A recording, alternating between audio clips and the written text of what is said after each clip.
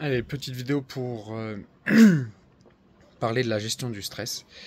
Comment faire lorsque le stress est présent face à une épreuve et quelque chose qui nous sort de notre zone de confort et qui est désagréable pour nous. Mais il y a plusieurs protocoles, notamment celui que j'aimerais vous mettre en avant là, protocole PrEP, P-R-E-P. Donc le premier, c'est la posture. C'est comment tu te tiens, comment tu te positionnes peut justement amener à une meilleure gestion du stress. Souvent quand on est stressé, on est recroquevillé, courbé. Alors déjà se tenir droit, les épaules vers l'arrière, le torse bombé, la tête et le menton relevé permet d'avoir une amélioration dans son discours interne positif. Ensuite on a la respiration.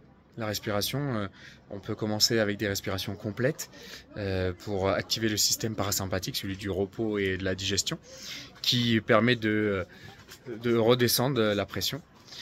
Ça peut être la première respiration d'abord par le ventre puis par le torse, et lorsqu'elle est complète, faire une dernière pour faire une équilibration entre le CO2 et l'oxygène, et faire 5-6 cycles pour diminuer le stress avant l'action. On a ensuite le E d'étiquette, c'est mettre des mots dessus, sur ce qu'on ressent, pour éveiller justement les 5 sens.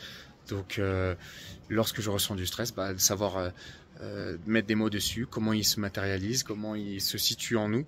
Pour une fois que je mets de la conscience dessus, ça permet de déjà prendre de la distance et de la dissociation entre le sentiment que je ressens.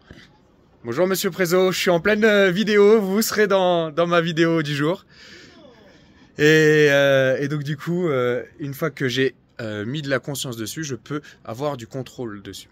Donc entre le stimulus et la réponse, je mets un petit espace, c'est celui de la conscience, et la conscience c'est le pouvoir. Et enfin, le dernier du protocole PrEP, c'est le P de perception. Donc il faut savoir que la peur, c'est une perception erronée de la réalité. Et donc du coup, d'avoir justement cette prise de conscience pour changer sa perception permet de prendre du recul sur le stress qu'on est en train de vivre par rapport à l'événement.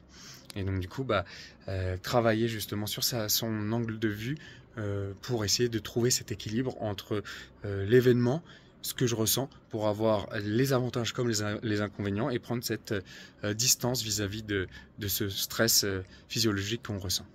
Donc voilà par rapport au protocole PrEP, j'espère que je t'ai apporté de la valeur ajoutée et que tu pourras l'utiliser par la suite, et afin d'être plus conciliant et résilient avec toi-même et d'avoir la maîtrise de toi.